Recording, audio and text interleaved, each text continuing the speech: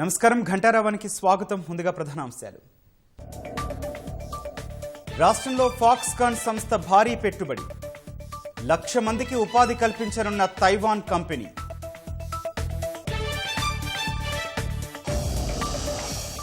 హైదరాబాద్లో ప్రారంభమైన T works కేంద్రం, ఆలోచనతో వచ్చి ఉత్పత్తి నమూనాతో తిరిగి వెళ్లేలా రూపకల్పన.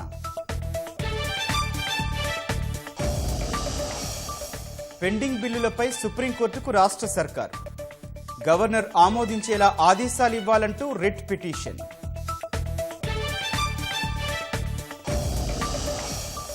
ఇంటర్ విద్యార్థి ఆత్మహత్య ఘటనలో అధ్యాపకుల విచారణ, బాధ్యుల్ని కఠినంగా శిక్షించాలన్న ఎంపీ కోమటిరెడ్డి వెంకటరెడ్డి. అబ్దుల్లాపూర్ మెట్ హత్య కేసులో దర్యాప్తు ముమ్మరం, హరిహర కృష్ణను వారం రోజుల కస్టడీకి ఇచ్చిన కోర్టు.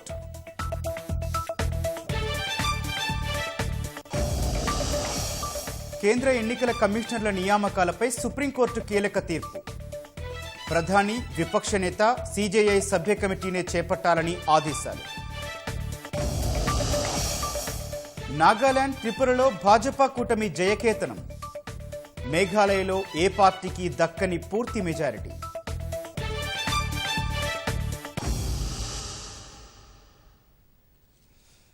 ఎలక్ట్రానిక్స్ ఉత్పత్తి రంగంలో ప్రపంచ ప్రసిద్ధిగాంచిన ఫాక్స్కాన్ సంస్థ రాష్ట్రంలో భారీ పెట్టుబడి పెట్టనుంది. ఈ మేరకు రాష్ట్ర ప్రభుత్వం తైవాన్ సంస్థ మధ్య ఒప్పందం కుదిరింది. ఈ ఒప్పందం ప్రకారం ఏర్పాటు చేయనున్న ఎలక్ట్రానిక్స్ ఉత్పత్తుల పరిశ్రమ ద్వారా 1,00,000 మందికి ఉపాధి లభించనుంది.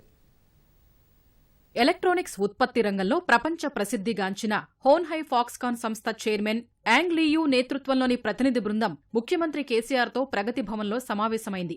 ఈ సందర్భంగా రాష్ట్రంలో పెట్టుబడులు పెట్టేందుకు ఫాక్స్కాన్ సంస్థకు రాష్ట్ర ప్రభుత్వానికి నడుమ ఒప్పందం కుదిరింది. ఈ ఒప్పందం ద్వారా ప్రత్యక్షంగా పరోక్షంగా స్థానిక యువతకు పెద్ద ఎత్తున ఉద్యోగ ఉపాధి లభించనుందని సంస్థ తెలిపింది. ఎలక్ట్రానిక్స్ రంగంలో దేశంలోకి వచ్చిన అతిపెద్ద పెట్టుబడుల్లో ఇదే ముఖ్యమైనదని ప్రభుత్వం తెలిపింది. సంస్థ చైర్మన్ పుట్టినరోజు కావడంతో స్వదస్ఫూర్తితో ప్రత్యేకంగా తయారు చేయించిన గ్రీటింగ్ కార్డును సీఎం కేసీఆర్ స్వయంగా యాంగ్ లీయూకి అందజేసి జన్మదిన శుభాకాంక్షలు తెలిపారు. సమావేశం అనంతరం ప్రగతి భవన్లో యాంగ్ లీయూ ప్రతినిధి బృందానికి కేసీఆర్ ప్రత్యేక ఆతిథ్యమిచ్చారు.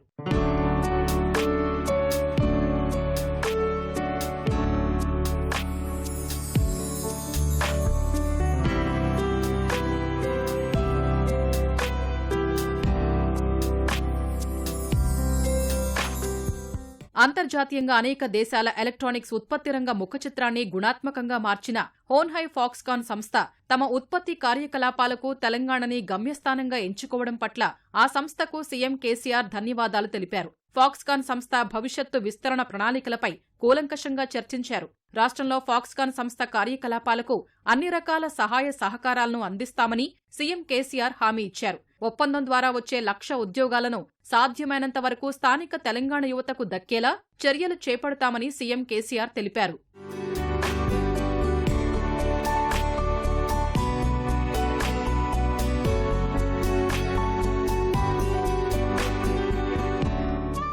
రాష్ట్రంలో పారిశ్రామిక అనుకూల వాతావరణంపై ఫాక్స్కాన్ చైర్మన్ యాంగ్ లీయూ ప్రశంసలు కురిపించారు. 8 ఏళ్లలో తెలంగాణ రాష్ట్రం పారిశ్రామిక రంగంలో ముఖ్యంగా ఐటీ, అనుబంధ ఎలక్ట్రానిక్స్ రంగాల్లో సాధించిన అభివృద్ధిపై హర్షం వ్యక్తం చేశారు. తెలంగాణ రాష్ట్రంలో తమ సంస్థ పెట్టుబడుల విషయంలో ఆశావహ దృక్పథంతో ఉన్నామన్నారు. రాజ్భవన్, ప్రగతి భవన్ మధ్య వివాదం సుప్రీంకోర్టుకు చేరింది. గవర్నర్ బిల్లులు ఆమోదించకుండా తీవ్ర జాప్యం చేస్తున్నారని రాష్ట్ర ప్రభుత్వం సుప్రీంకోర్టులో పిటిషన్ వేసింది. గవర్నర్ మొత్తం 10 బిల్లులు ఆమోదించకుండా పెండింగ్లో పెట్టారని పేర్కొంది. సెప్టెంబర్ నెల నుంచి 7 బిల్లులు, గత నెల నుంచి 3 బిల్లులు పెండింగ్లో ఉన్నాయని ప్రభుత్వం తన పిటిషన్లో వివరించింది. అందులో తెలంగాణ విశ్వవిద్యాలయాల ఉమ్మడి నియామక బోర్డు బిల్లు, ములుగులోని అటవీ కళాశాల పరిశోధన సంస్థను అటవీ విశ్వవిద్యాలయంగా మార్చే బిల్లు, అజామాబాద్ పారిశ్రామిక ప్రాంత చట్ట సవరణ, పురపాలక నిబంధనల చట్ట సవరణ, పబ్లిక్ ఎంప్లాయ్మెంట్ చట్ట సవరణ, ప్రైవేటు విశ్వవిద్యాలయాల చట్ట సవరణ, మోటార్ వాహనాల పన్ను చట్ట సవరణ, పురపాలక చట్ట సవరణ, పంచాయతీరాజ్ చట్ట సవరణ, వ్యవసాయ విశ్వవిద్యాలయ చట్ట సవరణ బిల్లులు ఉన్నాయి. ఆ పిటిషన్లో గవర్నర్ కార్యదర్శి, కేంద్ర న్యాయశాఖలను ప్రతివాదులుగా రాష్ట్ర ప్రభుత్వం చేర్చింది.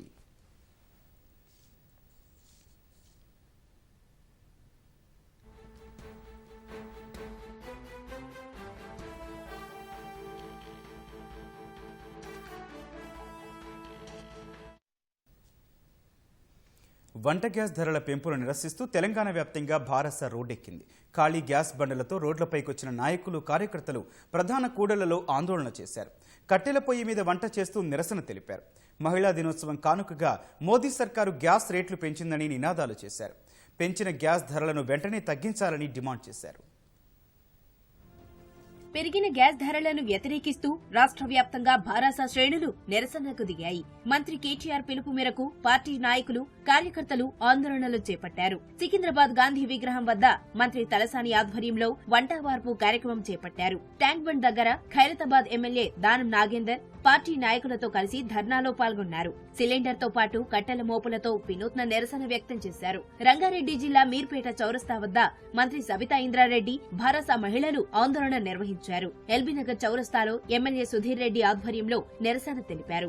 ఎమ్మెల్యే వివేకానందరెడ్డి కుత్బుల్లాపూర్ నియోజకవర్గంలో కార్యకర్తలతో కలిసి ధర్నా చేశారు. మలక్పేటలో చేపట్టిన నిరసనల్లో హోంమంత్రి మహమూద్ అలీ పాల్గొన్నారు. నిత్యావసరాల ధరలు పెంచి పేదలపై పెనుభారం మోపుతున్నారని నేతలు మండిపడ్డారు.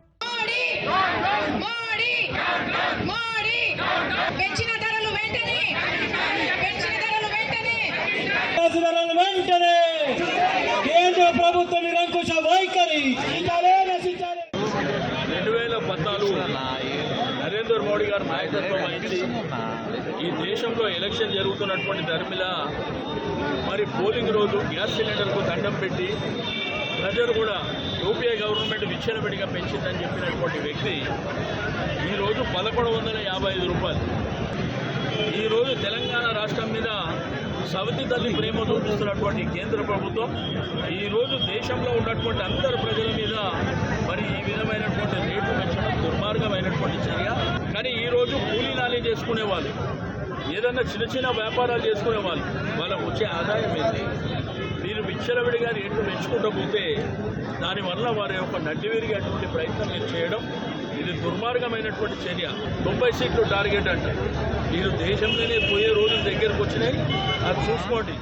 మేడ్చల్, మల్కాజ్గిరి జిల్లా ఘట్కేసర్లో నిర్వహించిన ధర్నాలో మంత్రులు హరీష్ రావు, మల్లారెడ్డి పాల్గొన్నారు. ప్రభుత్వానికి వ్యతిరేకంగా నినాదాలు చేస్తూ రోడ్డుపై బైఠాయించారు. గతంలో గ్యాస్ ధర 400 రూపాయలు ఉంటే గగ్గోలు పెట్టిన భాజపా ఇప్పుడు 3 పెంచిందని హరీష్ రావు విమర్శించారు. ఎన్నికలు రాగానే గ్యాస్ పై 10 పైసలు తగ్గించి ఎన్నికలు అయిపోగానే 100 రూపాయలు పెంచడం భాజపాకు ఆనవాయితీగా మారిందని ఆరోపించారు. పెట్రోల్, డీజిల్, గ్యాస్ సహా అన్ని రకాల నిత్యావసరాల ధరలు పెంచుతూ భాజపా ప్రజల్ని మోసం చేస్తోందని హరీష్ రావు ధ్వజమెత్తారు.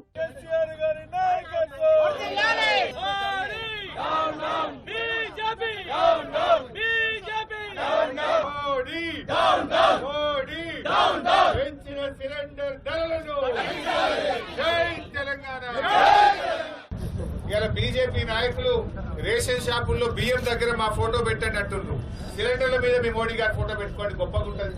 1200 చేసింది కదా, మరి ఆ సిలిండర్ల మీద మీ ఫోటోలు ఎందుకు పెట్టుకుంటలేరు? గ్యాస్ లీక్ అయితేనో సిలిండర్ పేలితేనో ప్రమాదాలు జరుగుతాయి. కానీ ఇలా బీజేపీ హయాంలో ధరలు చూస్తేనే పేలుతున్నది, ధర చూస్తేనే ప్రమాదకరంగా కనబడతాం. ఇలా మా అక్క చెల్లెళ్ళు ఈ ధరలు దించేదాకా బీజేపీని ప్రశ్నిస్తూనే ఉంటాం. ముఖ్యమంత్రి గారు పేదలకు భరోసానిస్తున్నాడు, 6 కిలోల బియ్యం ఉచితంగా ఇస్తున్నాడు. కానీ బీజేపీ వాళ్ళేమో ధరలు పెంచి ఆ పేదలకు మనం ఇచ్చిన డబ్బులన్నీ సిలిండర్ల రూపంలోనో, పెట్రోల్, డీజిల్ ధరల రూపంలోనేమో ఇవాళ పేదల ఉసురు పోసుకుంటున్నది బీజేపీ. సిలిండర్ ధరలు పెంచినాం, పేద ప్రజలు నడ్డీ విరిచినాం అని మొఖాలు పెట్టుకొని ఇంకా తిరుగుతారా బీజేపీ నాయకులు? మీకు ఎక్కడున్నది, ఏ నైతికత ఉన్నది అని మేము అడుగుతా ఉన్నాం. పెంచిన గ్యాస్ ధరలకు వ్యతిరేకంగా నల్గొండ, జగిత్యాల జిల్లాల్లో భారాస నాయకులు ఆందోళనకు దిగారు. కరీంనగర్లోని తెలంగాణ చౌక్లో భారాస శ్రేణులు వంటవార్పు కార్యక్రమాన్ని చేపట్టాయి. పెద్ద ఎత్తున పాల్గొన్న మహిళలు కేంద్రం తరచూ సిలిండర్ ధరలు పెంచుతూ సామాన్యుల నడ్డి విరుస్తుందంటూ ఆగ్రహం వ్యక్తం చేశారు. మహబూబ్ నగర్ లో చేపట్టిన ధర్నాలో పాల్గొన్న మంత్రి శ్రీనివాస్ గౌడ్ ఖాళీ సిలిండర్లతో రోడ్డుపై బైఠాయించి నిరసన వ్యక్తం చేశారు.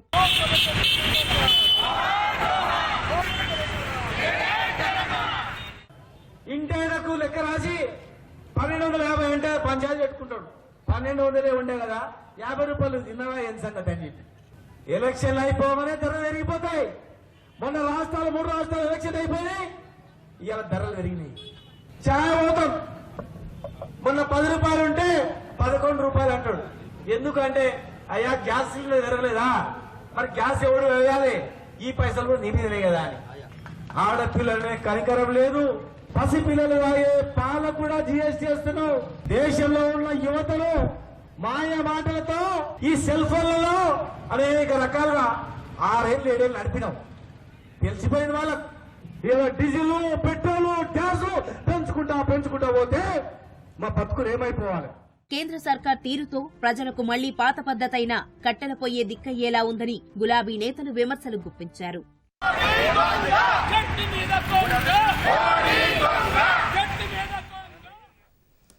కేంద్రంలో ఉన్న భాజపా ప్రభుత్వంతో సంబంధాలు బయటపడకుండా ఉండటానికి భారాస నాయకులు గ్యాస్ ధరలపై ఆందోళన చేశారని పీసీసీ అధ్యక్షుడు రేవంత్ రెడ్డి ఆరోపించారు. హాత్ సే హాత్ జోడో యాత్రలో భాగంగా పాదయాత్ర చేస్తున్న ఆయన సిద్దిపేట జిల్లా గండిపల్లి ప్రాజెక్టు, సర్దార్ సర్వాయి పాపన్న కోటలను సందర్శించారు. గండిపల్లి, గౌరవెల్లి ప్రాజెక్టులను నిర్మించడంలో కేసీఆర్ ఎనలేని నిర్లక్ష్యం చూపుతున్నారని దుయ్యబట్టారు. గ్యాస్ సిలిండర్ల ధరలను తగ్గిస్తామని కాంగ్రెస్ చెప్పడం వల్లే భారాస నాయకులు నిరసనలతో ప్రజలను తప్పుదో పట్టించే ప్రయత్నం చేస్తున్నారని రేవంత్ రెడ్డి విమర్శించారు. నరేంద్ర మోడీని కాపాడడానికి ఈరోజు టీఆర్ఎస్ ప్రయత్నం చేస్తుంది. అంటే ఈరోజు రాష్ట్ర ప్రభుత్వం తెలియజేస్తున్న నిరసనలు వాళ్ళ దోపిడీని కప్పిపుచ్చుకోవడానికే. డ్రామారావు గారు, ఈ డ్రామాలు ఆపండి. మోడీ, కేసీఆర్ ఇద్దరు కలిసి దోసుకుంటున్నారు పన్నుల రూపంలో. తక్షణమే రాష్ట్ర ప్రభుత్వం ఆ పన్నులను తగ్గించి సబ్సిడీ ఇచ్చి గ్యాస్, డీజిల్, పెట్రోల్ వీటి మీద తగ్గించాల్సిందిగా కాంగ్రెస్ పార్టీ డిమాండ్ చేస్తుంది. దేశంలో తొలిసారి ఏర్పాటు చేసిన టీ వర్క్స్ ను ఐటీ శాఖ మంత్రి KTR Foxconn chairman young Liu చేతుల మీదుగా లాంఛనంగా ప్రారంభించారు. వినూత్న ఆవిష్కరణలకు వేదికను ఇచ్చేందుకు ప్రభుత్వం ఏర్పాటు చేసిన టీ వర్క్స్ హైదరాబాద్ రాయదుర్గంలో 18 ఎకరాల విస్తీర్ణంలో 78,000 చదరపు అడుగులలో సకల సదుపాయాలతో నిర్మించారు. సంకలిత prototyping, electronics work station, finishing shop, laser cutting, PCB fabrication, కుండల తయారీ, పీ కంప్లైంట్స్, మెటల్ షాప్ వంటి అత్యాధునిక సాంకేతికతలు ఇక్కడ అందుబాటులో ఉంచారు. శాస్త్ర సాంకేతిక రంగాల్లో నూతన ఆవిష్కర్తలకు అండగా నిలిచేందుకు దేశంలో తొలిసారి టీ వర్క్స్ కేంద్రం ఏర్పాటు చేశారు. రానున్న రోజుల్లో ప్రపంచంలోనే అధునాతనమైన ఉత్పత్తులను టీ వర్క్స్ వేదికగా రూపొందించనున్నట్లు ఇప్పటికే పలువురు పారిశ్రామికవేత్తలు ప్రకటించారు. సరికొత్త ఆవిష్కరణలు, కొత్త ఆలోచనలకు కార్యరూపం ఇవ్వడమే లక్ష్యంగా రాష్ట్ర ప్రభుత్వం ప్రతిష్టాత్మకంగా టీ వర్క్స్ ను చేపట్టింది. సాఫ్ట్వేర్ రంగాన్ని అభివృద్ధి చేసేందుకు ఇప్పటికే టీ హబ్ ఉండగా హార్డ్వేర్ కు సంబంధించి టీ వర్క్స్ పనిచేస్తుందని సీఈఓ సుజయ్ కారంపూరి అన్నారు. గ్రామీణ ప్రాంత ఔత్సాహిక యువతకు టీ వర్క్స్ ఎంతగానో ఉపయోగపడుతుందని మంత్రి కేటీఆర్ విశ్వాసం వ్యక్తం చేశారు. రాష్ట్ర ప్రభుత్వం టీ వర్క్స్ లో సుమారు 100 కోట్ల పెట్టుబడి పెట్టినట్లు మంత్రి కేటీఆర్ వివరించారు. The launch button comes once again. We're going to count it. We're going to have the countdown. I request the audience to please join me. 10, 9, 8, 7, 6, 5, 4, 3, 2.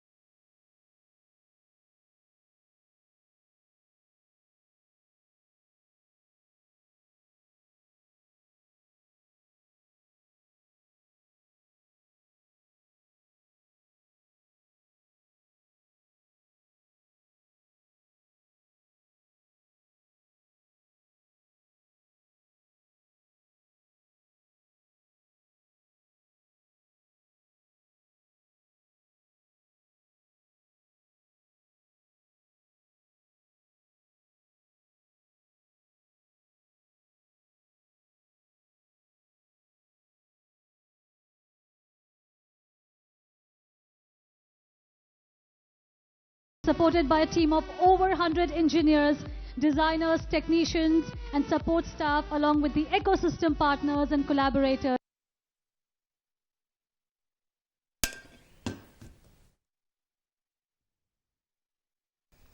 భారస దాడిలో తీవ్రంగా గాయపడిన యువజన కాంగ్రెస్ నాయకుడు తోట పవన్ను ఆ పార్టీ తెలంగాణ వ్యవహారాల ఇన్ఛార్జ్ మాణిక్రావు ఠాక్రే పరామర్శించారు. హనుమకొండలోని తోట పవన్ నివాసానికి వెళ్లిన ఠాక్రే పవన్ ఆరోగ్య పరిస్థితిని అడిగి తెలుసుకున్నారు. పవన్పై దాడి చేసిన అసలు దోషులను పోలీసులు వదిలిపెట్టారని, వరంగల్ పశ్చిమ ఎమ్మెల్యే దాస్యం వినయ్ భాస్కర్ ఆదేశాలతోనే ఈ దాడి జరిగిందన్నారు. భారస నేతృత్వంలో రాష్ట్రంలో దాడులు పెరిగాయని, యువతకు ఉద్యోగాల కల్పనను ఈ ప్రభుత్వం గాలికి వదిలేసిందని విమర్శించారు. युवाओं को डराया धमकाया जा रहा है, पार्टी के आमिष देकर पार्टी में ले आने की कोशिश हो रही है। ये तेलंगाना के हित में नहीं है। यहाँ के युवा उनको बेरोजगार है, उनको रोजगार देने की जरूरत है। जो महंगाई बढ़ रही है उसको कम करने की जरूरत है। जो भी अन्याय अत्याचार हो रहे हैं उसको कम करने की जरूरत है। लेकिन टीआरएस जो बुनियादी बातें हैं उसकी तरफ ध्यान नहीं दे रही है और लोगों को बहलाने की, फुसलाने की इस तरीके से बात लगातार कर रही है। लेकिन लोग समझ चुके हैं, हवा पलट रही है और पवन के जो फैमिली है उनको हम मिले हैं। सभी को हमने बताया कि कांग्रेस पार्टी आपके साथ है, आपके साथ खड़ी है। రాష్ట్రంలో రాష్ట్రపతి పాలన కోసం ఉమ్మడి పోరాటం చేద్దామని వైఎస్ఆర్ తెలంగాణ పార్టీ అధ్యక్షురాలు వైఎస్ షర్మిల పిలుపునిచ్చారు. అఖిలపక్షంగా ఢిల్లీ వెళ్లి రాష్ట్రపతిని కలిసి కేసీఆర్ సర్కారును బర్తరఫ్ చేయాల్సిన అవసరాన్ని తెలియచేద్దామని సూచించారు. రాష్ట్రంలో అప్రకటిత పరిస్థితి నెలకొందన్న ఆమె ప్రశ్నించే వారిపై కేసులు, అరెస్టు, రాళ్లదాడులు చేయిస్తున్నారని విపక్ష పార్టీలకు లేఖలు రాశారు. పోరాడి సాధించుకున్న తెలంగాణ ఎదుర్కొంటున్న ముఖ్యమైన సమస్యను చర్చించాలని నిర్ణయించినట్లు లేఖలో పేర్కొన్నారు. అధికార పక్ష దాష్టీకాలకు ముగింపు పలకాల్సిన సమయం ఆసన్నమైందన్న షర్మిల విపక్షాలు ఒక్కటై ముందడుగు వేయాలని సూచించారు. ప్రజాస్వామ్యబద్ధంగా నిరసనలు, ఆందోళనలకు అనుమతులు ఇవ్వకుండా వేధింపులకు గురి చేస్తున్నారని, ప్రజల వద్దకు వెళ్లేందుకు వీల్లేకుండా అడ్డుకుంటున్నారని పేర్కొన్నారు. మహిళా రిజర్వేషన్ల బిల్లు ఆమోదించాలని డిమాండ్ చేస్తూ ఈ నెల 10న భారత జాగృతి ఆధ్వర్యంలో ఢిల్లీ జంతర్ మంతర్ వద్ద నిరాహార దీక్ష చేయనున్నట్లు ఆ సంస్థ వ్యవస్థాపకురాలు ఎమ్మెల్సీ కల్వకుంట్ల కవిత తెలిపారు. రానున్న పార్లమెంటు సమావేశాల్లోనే మహిళా బిల్లును ఆమోదించాలని భాజపాను కవిత డిమాండ్ చేశారు. ఓబీసీ జనగణన కూడా చేయాలన్నారు. ఢిల్లీ మద్యం కుంభకోణంలో తదుపరి అరెస్టు కవితేనన్న భాజపా వ్యాఖ్యలు ప్రజాస్వామ్యంలో మర్యాదపూర్వకమైనవి కాదన్నారు. అరెస్టులపై దర్యాప్తు సంస్థలు చెప్పాలి కానీ భాజపా చెబితే ఎలా అన్నారు. అదానీ అక్రమాలపై కోర్టులు చెప్పే వరకు దర్యాప్తు సంస్థలు ఎందుకు స్పందించవన్నారు. మార్చి 8 నాడు దీక్ష చేపడదామంటే ఆ రోజు హోలీ ఉన్నందున మార్చి 10వ తారీఖున దీక్ష చేపట్టడం జరుగుతూ ఉన్నది. మార్చి 13 నుండి పార్లమెంటు సెషన్ కూడా ఉంటుంది కాబట్టి ఇదే పార్లమెంటు సెషన్లో మహిళా బిల్లును మీరు తీసుకొని రావాలని చెప్పి మేము డిమాండ్ చేస్తూ ఉన్నాం భారతీయ జనతా పార్టీని. ఎందుకంటే 2014లో అధికారంలోకి వచ్చినప్పుడు మహిళలకు రిజర్వేషన్ ఇస్తామని చెప్పారు. 2019లో కూడా మీరు అదే మాట చెప్పారు. కానీ ఇంతవరకు దాని మీద ముందుకు పోవడం లేదు. దురదృష్టం ఏంటంటే ఈ దేశంలో ఇంతవరకు జనాభా గణన చేయకపోవడం చాలా దురదృష్టం. భారతీయ జనతా పార్టీ వచ్చిన 10 సంవత్సరాల్లో కనీసం సెన్సెస్ చేపట్టకపోవడం అన్నది దురదృష్టకరం. ఆ సెన్సెస్లో ఓబీసీ సెన్సెస్ని కూడా వాళ్ళు ఇవ్వాలని చెప్పి మేము డిమాండ్ చేస్తూ ఉన్నాం. ఈ మాట ఎందుకోసం అడుగుతూ ఉన్నామంటే మహిళా బిల్లు పెట్టినప్పుడు ఇదివరకు 2010లో రాజ్యసభలో పాస్ అయినప్పుడు కొన్ని పార్టీలు అభ్యంతరం చెప్పి మాకు కోటాలో కోటా కావాలని అడగడం జరిగింది. తప్పకుండా కోటాలో కోటా ఉండవలసిందే అని చెప్పి నేను కూడా మనస్ఫూర్తిగా భావిస్తూ ఉన్నాను. ప్రతి ఒక్కరికి కూడా వారి జనాభా దామాషా ప్రకారం హక్కు రావాల్సిందే రాజ్యాంగబద్ధంగా అని చెప్పి మేము నమ్ముతా ఉన్నాం. ఇంజనీరింగ్ విద్యార్థి నవీన్ను అత్యంత కిరాతకంగా హత్య చేసిన కేసులో నిందితుడు హరిహర కృష్ణను కోర్టు పోలీస్ కస్టడీకి అనుమతించింది. కేసు దర్యాప్తు కోసం హరిహర కృష్ణను 8 రోజుల పాటు తమ కస్టడీకి ఇవ్వాలంటూ అబ్దుల్లాపూర్ మెట్ పోలీసులు రంగారెడ్డి జిల్లా కోర్టుకు విజ్ఞప్తి చేశారు. నవీన్ను హత్య చేసిన తర్వాత హరిహర కృష్ణ అక్కడే చాలాసేపు ఉండి ఆధారాలు చెరిపేసేందుకు ప్రయత్నించారని పోలీసులు కోర్టుకు వివరించారు. నవీన్ చరవాణిని ధ్వంసం చేసి ఔటర్ రింగ్ రోడ్డు సమీపంలోని పొదల్లో పడేశాడని, ఆ తర్వాత ద్విచక్ర వాహనంపై చాలా చోట్లకు తిరిగాడని పేర్కొన్నారు. పోలీసుల తరపు వాదనలు విన్న న్యాయస్థానం 7 రోజుల పాటు కస్టడీ విధిస్తూ ఉత్తర్వులు జారీ చేసింది. కేసుకు సంబంధించి పోలీసులు హరిహర కృష్ణను మరింత లోతుగా విచారించనున్నారు. 9వ తేదీ సాయంత్రం వరకు హరిహర కృష్ణను ప్రశ్నించిన తర్వాత కోర్టులో హాజరుపరిచి తిరిగి 5 గంటల సమయంలో చర్లపల్లి జైలుకు తరలించనున్నారు. నార్సింగి శ్రీ చైతన్య కళాశాలలో ఇంటర్ విద్యార్థి సాత్విక్ మృతిని నిరసిస్తూ ఆందోళనలు కొనసాగుతూనే ఉన్నాయి. ఘటనపై పూర్తి స్థాయిలో విచారణ జరిపించాలని భువనగిరి ఎంపీ కోమటిరెడ్డి వెంకటరెడ్డి డిమాండ్ చేశారు. కళాశాల ప్రాంగణంలో బైఠాయించిన ఎంపీ బాధ్యులైన వారిని కఠినంగా శిక్షించాలని నినదించారు. కళాశాల గుర్తింపు రద్దు చేయాలంటూ ఆప్ ఏబీవీపీ కార్యకర్తలు ఇంటర్ బోర్డు కార్యాలయాన్ని ముట్టడించేందుకు యత్నించారు. హైదరాబాద్ నార్సింగిలోని శ్రీ చైతన్య జూనియర్ కళాశాలలో విద్యార్థి సాత్విక్ ఆత్మహత్య చేసుకున్న ఘటనపై కాంగ్రెస్ నేత భువనగిరి ఎంపీ నిప్పులు చెరిగారు. పోలీసుల తీరుపై తీవ్ర ఆగ్రహం వ్యక్తం చేసిన ఆయన విద్యార్థి మృతిపై పూర్తి స్థాయిలో విచారణ జరిపించాలని డిమాండ్ చేశారు. సాత్విక్ ఆత్మహత్య గురించి తెలుసుకునేందుకు నార్సింగిలోని కళాశాల వద్దకు వెళ్లిన ఎంపీని పోలీసులు అడ్డుకునేందుకు యత్నించారు. పోలీసుల తీరుపై మండిపడ్డ వెంకట్రెడ్డి రాజేంద్రనగర్ డీసీపీతో ఫోన్లో మాట్లాడారు. విద్యార్థి మృతికి కారణమైన వారిని అదుపులోకి తీసుకుని రాత్రికి రాత్రే ఎలా వదిలేస్తారని ప్రశ్నించారు. నిందితులను కోర్టులో హాజరుపరిచే వరకు తాను కళాశాల నుంచి వెళ్లేదీ లేదని భీష్మించుకొని కూర్చున్నారు. ఆ పిల్లగాడు వాళ్ళ పేర్లు చెప్పిండు. ఇంకా అంతకంటే సాక్ష్యం ఏం కావాలి మీకు? మీరు తీసుకొచ్చి కూర్చోబెడితే మీకు ఏమైంది? అనుమానం ఉన్నప్పుడు తీసుకురారా? మరి మళ్ళీ ఎందుకు పంపించారు? పొద్దున తీసుకొచ్చి కూర్చోబెట్టదు కదా. లక్షల మంది స్టూడెంట్స్, లక్షల మంది తల్లిదండ్రులు ఏడుస్తున్నారు. నిన్నటికెళ్ళి అందరినీ కొడుతున్నారు సార్ అని చెప్తున్నారు. హాఫ్ అన్ అవర్ తీసుకున్నాక నేను పోతా, లేకపోతే ఇక్కడనే పడుకుంటా నేను. ఎందుకంటే నాకు డౌట్ వచ్చింది. మీ సిఐ మాటలు విన్నాక నాకు డౌట్ వచ్చింది. ఈ కేసు నేను గార్డ్ చేస్తున్నావు. నువ్వు మాట్లాడు. నువ్వు ఫోన్ చేసి వాళ్ళని స్టేషన్ తీసుకొచ్చి నువ్వు స్టేషన్లో తీసుకొచ్చి స్టేషన్లో వీడియో ఫోన్లో మీ అక్కడున్న ఎస్ఐతో నాకు వీడియో ఫోన్లో ఆ దోషులను చూపి నేను పోతా. Okay. Hyderabad Nampally inter board ఎదుట ఆమ్ ఆద్మీ పార్టీ ఆందోళన చేపట్టింది. కళాశాల యాజమాన్యం ఒత్తిడి వల్లే విద్యార్థి సాత్విక్ ఆత్మహత్య చేసుకున్నారని ఆరోపించిన ఆప్ నేతలు సమగ్ర విచారణ జరిపించాలని డిమాండ్ చేశారు. కళాశాల గుర్తింపు రద్దు చేసి సాత్విక్ కుటుంబానికి న్యాయం చేయాలని నినాదాలు చేశారు. కార్యాలయంలోకి చొచ్చుకెళ్లేందుకు ప్రయత్నించిన ఆందోళనకారులను అడ్డుకున్న పోలీసులు అరెస్ట్ చేశారు.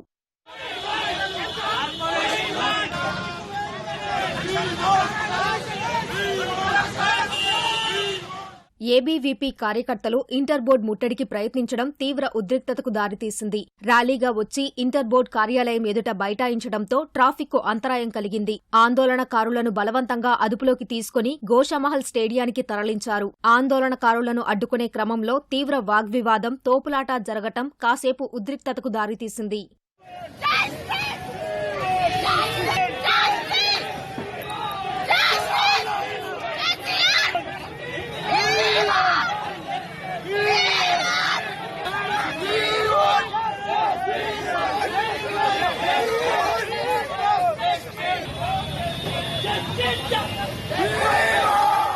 సాత్విక్ ఆత్మహత్య ఘటనలో పోలీసుల దర్యాప్తు కొనసాగుతోంది. సాత్విక్ రాసిన సూసైడ్ నోట్ను ఎఫ్ఎస్ఎల్ కు పంపిన పోలీసులు సాత్విక్ చేతిరాతను సూసైడ్ నోట్లో ఉన్న రాతను సరిపోల్చనున్నారు. సాత్విక్ సూసైడ్ నోట్లో ప్రస్తావించిన కృష్ణారెడ్డి, ఆచార్య, నరేష్, శోభన్ను నార్సింగి పోలీసులు విచారించారు. సాత్విక్ ఆత్మహత్యకు దారితీసిన పరిస్థితులపై లోతుగా ప్రశ్నించారు.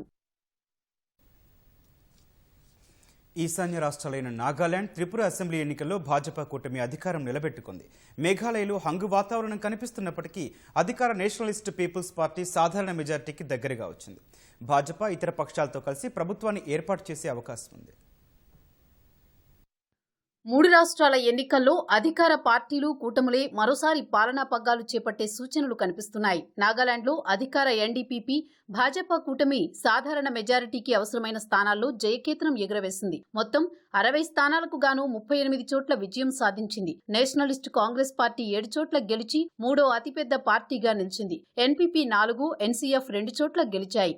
కాంగ్రెస్ పార్టీ ఖాతా తెరవలేకపోయింది. కానీ చిన్న పార్టీలు, స్వతంత్రులు కలిపి 9 చోట్ల గెలుపొందాయి.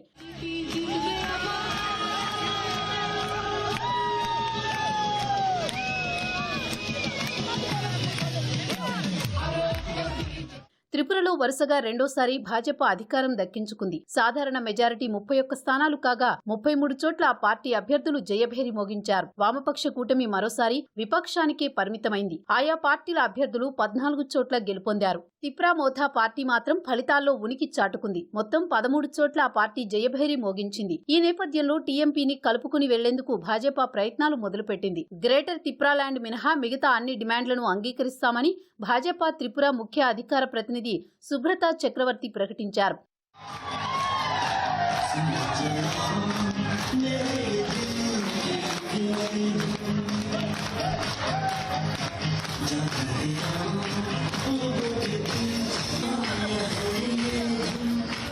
మేఘాలయ అసెంబ్లీ ఎన్నికల ఫలితాల్లో మాత్రం హంగ్ తలెత్తింది.